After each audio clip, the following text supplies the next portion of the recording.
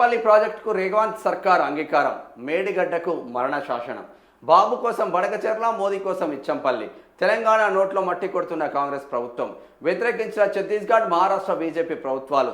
Project ప్రతిపాదనలకు తలూపి వచ్చిన రాష్ట్ర ప్రభుత్వం.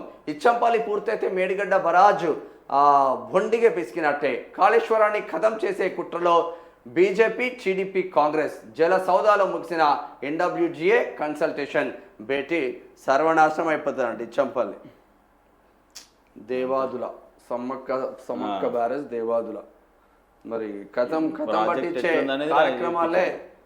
పట్టించే కార్యక్రమాలలో బిజీగా ఉన్నారంట. ఘోష్ రిపోర్టు బయటకెలా వచ్చింది?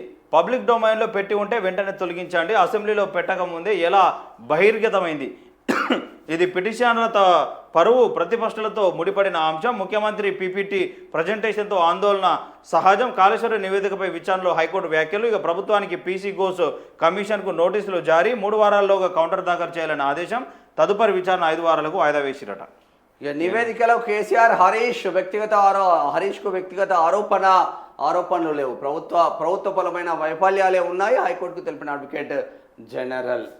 ఇక యూరియా లేదు, ఆగ్రహం ఆగలేదు. బోర్డును కొడుతున్నట్టున్నాడు. దీన్ని యూరియా స్టాక్ లేదు. ఇచ్చే ఒక బస్తా యూరియా కోసమైనా రోజుల తరబడి బారులు తీరి ఓపికగా ఎదురు చూసిన రైతుల్లో క్రమంగా సహనం చచ్చిపోతున్నది. ఆగ్రహం కట్టలు తెచ్చుకుంటున్నారు. తెల్లవారుజామున వచ్చి టోకెన్లు తీసుకుంటే సాయంత్రం 4 గంటలైన పంపిణీ మొదలు కాకపోవడంతో వనపర్తి జిల్లా ఆత్మకూరు రైతులు మండిపడ్డారు. రేపు రమ్మంటూ అధికారులు చెప్పడంతో ఆగ్రహంతో ఇలా రాళ్లు విసిరారు.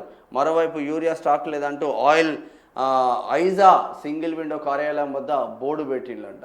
ఇప్పుడు ఈ చెప్పులు పెడుతున్నారు కదా, మరి ఒక్కొక్క రైతుకు చెప్పులు కూడా లేవు కదా. మరి చెప్పులు లేని రైతులు ఏం పెట్టాలి అంటే, చెప్పులు లేని రైతులు ఈ చెప్పుల పక్కన ఉంటుంది కదా, ఇదో రైతు పడుకున్నాడు.